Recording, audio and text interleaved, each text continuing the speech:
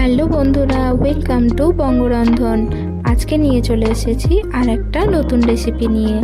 এখন শীতকাল, বিভিন্ন ধরনের সবজি পাওয়া যাচ্ছে, তার মধ্যে ফুলকপি অন্যতম। আজকে বানিয়েছি ফুলকপি দিয়ে একটা অসাধারণ টেস্টি রেসিপি, যেটা খুব কম সময় লাগবে। খুব কম সময়ে আমরা সেটা সার্ভ করতে পারবো। ব্রেকফাস্ট, লাঞ্চ, ডিনার যেটাতেই খুশি আপনি খেতে পারেন। শীতকালে ফুলকপির পরোটা খেতে দারুণ লাগে, তাই আজকে আমরা দেখে নেব কিভাবে আলু আর ফুলকপি দিয়ে পরোটা বানানো যায়। তো চলুন দেখে নেওয়া যাক। প্রথমে আমি একটা ফুলকপি কেটে নিচ্ছি, তারপর কিছুটা পরিমাণ আলু কেটে নিয়েছিলাম। আলু আর ফুলকপি লবণ আর হলুদ দিয়ে আমি সেদ্ধ করে নিয়েছিলাম 15 মিনিট ধরে। তারপর পরোটার পুর তৈরি করে নেওয়ার জন্য নিয়েছি পেঁয়াজ কুচি, টমেটো কুচি, কাঁচা লঙ্কা কুচি আর ধনেপাতা কুচি। প্রথমে কড়াইতে গরম তেল দিয়ে তার মধ্যে কাঁচা লঙ্কা দিয়ে দিয়েছিলাম, তারপর পেঁয়াজটাকে ভেজে নিচ্ছিলাম।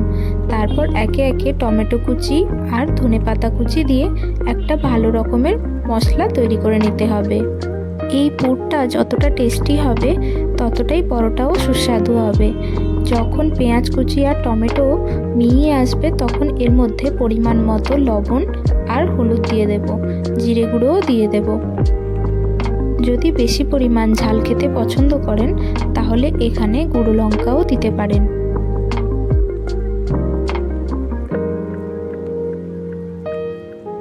আমরা এখানে আদা রসুন ব্যবহার করিনি, আপনারা চাইলে আদা রসুন ব্যবহার করেও এই ফুলকপির পরোটা করতে পারেন।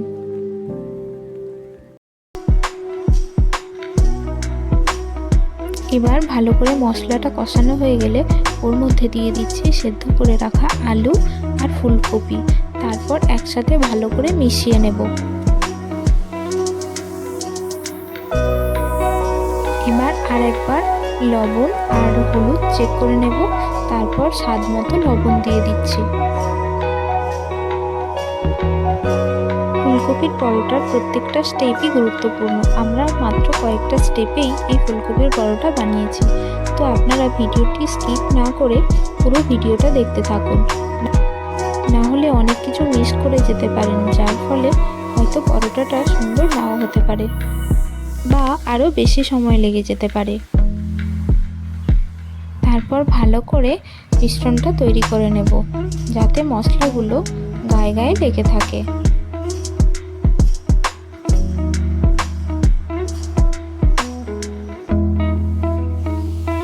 এবার একটা বাটিতে করে তুলে রাখবো।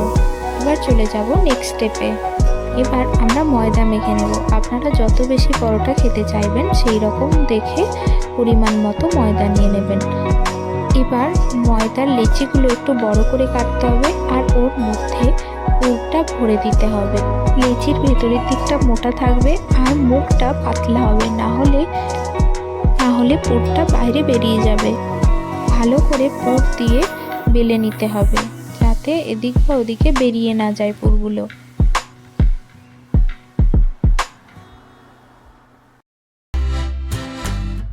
এপিঠ ওপিঠ ভালো করে ভেজে নেব আর পরোটার গায়ে তেল ব্রাশ করে দিচ্ছি, তাহলে পরোটার দুই পাশ ভালো করে ফুলবে।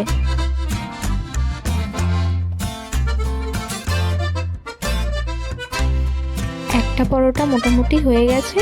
এবার আর একটা পরোটা কিভাবে করেছি তোমাদেরকে দেখাবো, সেটা খুব সুন্দর হয়েছে। দিয়ে দিলাম আর একটা পরোটা, তারপর এপিঠ ওপিঠ ভালো করে সেঁকে নিলাম। তারপর তেল ব্রাশ করে দিয়েছিলাম, দেখো আস্তে আস্তে কেমনভাবে ফুলে যাচ্ছে।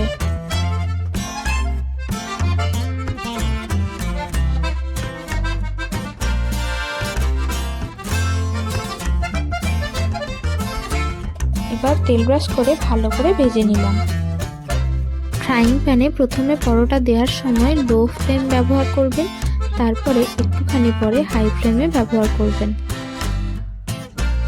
তো পুড়ে যাতে না যায় সেদিকেও লক্ষ্য রাখতে হবে। পরোটাগুলোকে লাল লাল করে ভেজে নেওয়া হলো। এইভাবে আমাদের সবকটা পরোটা আমরা এইভাবে ভেজে নিচ্ছি।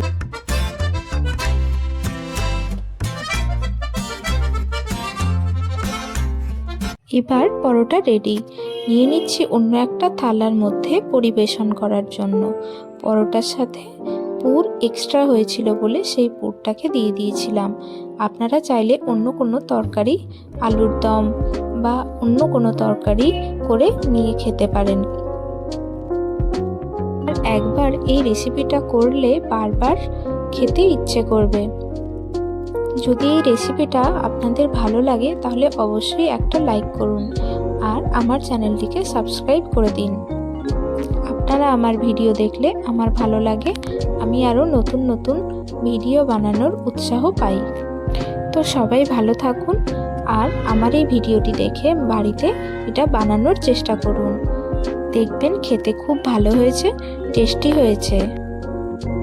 খুব সহজেই বাড়িতে বানিয়ে ফেলুন এই রেসিপিটি। দেখা হচ্ছে নেক্সট ভিডিওতে। বাই।